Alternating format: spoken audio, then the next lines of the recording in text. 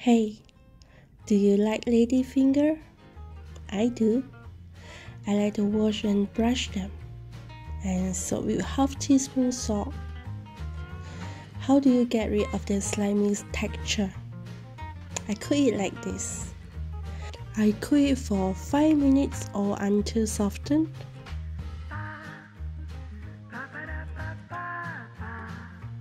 Remove.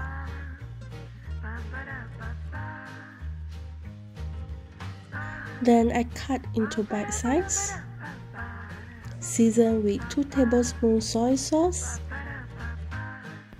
and 2 tablespoons garlic oil and fried garlic. And it's good to eat. Enjoy!